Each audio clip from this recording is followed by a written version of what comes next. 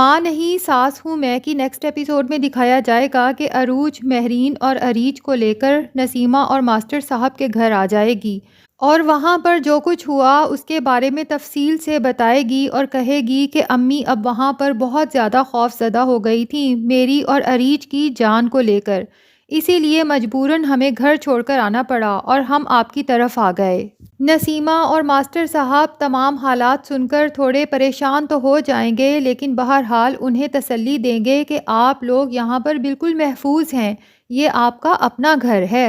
Master صاحب اور Nasima کا اخلاق دیکھ کر مہرین کی آنکھوں میں تو آنسو آ جائیں گے اور وہ سوچے گی کہ یہ کتنے اچھے لوگ ہیں اور ان کا خاص طور پہ شکریہ ادا کرے گی کہ آپ لوگوں نے میری عروج کی بہت زیادہ اچھی تربیت کی اور بہت زیادہ اعلیٰ تعلیم دی، میں اس کے لیے آپ کا جتنا بھی احسان مانوں اور شکر کروں کم ہے۔ نسیمہ اور ماسٹر صاحب تو خود عروج سے بے تحاشا محبت کرتے ہیں تو اس لیے نسیمہ کہے گی کہ احسان کیسا، عروج ہماری بھی تو بیٹی تھی، لیکن مہرین کہے گی تھی نہیں بلکہ ابھی بھی آپ ہی کی بیٹی ہے۔ لیکن افسوس کی بات یہ ہے کہ ان کے گھر چھوڑ کے آنے کے بعد بھی شائستہ ادریس اور سلمان کو چین نہیں پڑے گا۔ اب شائستہ کا دل ہے کہ وہ اریج کو کم سے کم ان سے چھین لے کیونکہ وہ اس کے سلمان کی بیٹی ہے اور اسے ان کے ساتھ ہی رہنا چاہیے،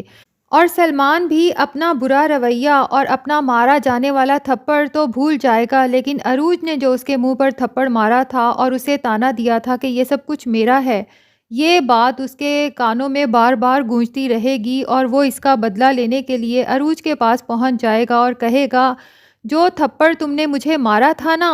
اس کے نشانات تم اپنے وجود پر تلاش کرو گی، ایسا زخم دوں گا تمہیں کہ تمہاری روح چھلنی ہو جائے گی، اور زبردستی اریج کو عروج سے چھین کر لے جائے گا۔ عروج چیختی رہ جائے گی کہ چھوڑو یہ میری بیٹی ہے، میں اس کے بغیر نہیں رہ سکتی، لیکن سلمان کہے گا کہ کیوں نہیں رہ سکتی، تم بھی تو اپنی ماں کے بغیر 25 سال رہی ہو نا، تو یہ بھی رہ لے گی تمہارے بغیر۔ عروج شاید فی الحال کچھ وقت کے لیے سلمان، ادریس اور شائستہ کی غلطیاں نظر انداز کر بھی دیتی، لیکن اب جو سلمان نے اس کے ساتھ کیا ہے یہ تو بالکل نظر انداز کرنے کے قابل نہیں ہے، تو عروج چپ کر کے تو نہیں بیٹھے گی، یقیناً وہ قانونی کارروائی کرے گی اور نہ صرف اپنی بیٹی واپس لے گی بلکہ اپنی تمام جائیداد اور کاروبار سے بھی ان لوگوں کو بے دخل کر دے گی۔ اسی لیے کہتے ہیں کہ کسی کے صبر کو اتنا آزمانا نہیں چاہیے کہ وہ آپ کے لیے سزا بن جائے، اور زیادہ کی لالچ اور ہوس میں انسان تھوڑے سے بھی ہاتھ دھو بیٹھتا ہے۔